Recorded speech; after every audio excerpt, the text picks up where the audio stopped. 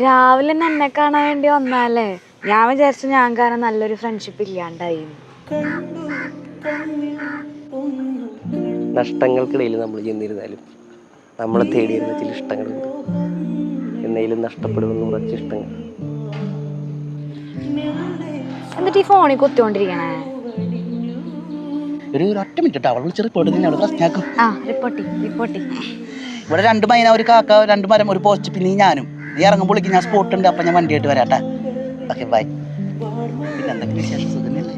ഇഷ്ടങ്ങൾക്കിടയിൽ നമ്മൾ ചെന്നിരുന്നാലും നമ്മളെ തേടിയിരുന്ന ചില ഇഷ്ടങ്ങളുണ്ടാവും. എന്നെങ്കിലും നഷ്ടപ്പെടുമെന്ന് ഉറച്ച ഇഷ്ടങ്ങൾ. അങ്ങനെ പറയാലേ. നിന്റെ കല്യാണം കഴിഞ്ഞ ആരും എൻ്റെ അടുത്ത് പറഞ്ഞ ഓർമ്മയാ? അപ്പൊ ഉറപ്പില്ലേ? ഇപ്പൊ ചേച്ചി നല്ല തലക്കടിച്ച ചേട്ടാ. അപ്പൊ കല്യാണം കഴിഞ്ഞിട്ടില്ലേ? ഞാൻ നിന്റെ കല്യാണം വിചാരിച്ചിട്ട് നിന്നെ കൊണ്ട് ചലയിപ്പിക്കാൻ ചേർന്നു ബിരിയാണി. ഇപ്പൊ അവള് തരുന്ന വാട്ട ചായം കുടിച്ചോണ്ടിരിക്കേണ്ടി വരും. സമാധാനായി. ഒരാളെങ്കിലും കല്യാണം കഴിഞ്ഞെന്ന് വിശ്വസിച്ചല്ലോ. അല്ല, ഞാൻ ഇതൊക്കെ എന്തിനാ പഠിച്ചു വെക്കണേ? അവളും കൂടി നിന്ന് തരണ്ടേ ഇതൊക്കെ കേൾക്കാൻ? നീ പഠിച്ചു വെക്കാം. ഇപ്പൊ നിന്ന് തന്നാലോ കേൾക്കാൻ. ഇൻസ്റ്റയിലേക്ക് മെസ്സേജ് ഹരിത റയർ നെയമായി കൊണ്ടേ സെർച്ച് ചെയ്തപ്പോ കുറച്ച് പേരെ വന്നുള്ളൂ. ഒരു 450 പേര്.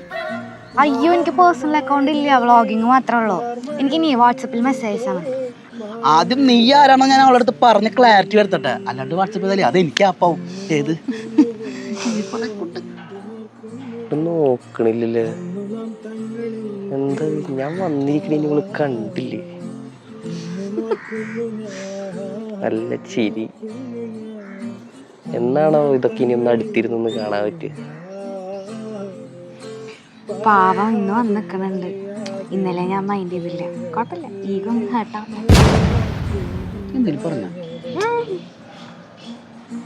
ഒരു നോക്കു കാണാതെ നീ പോയതല്ലേ ദൂരേക്ക്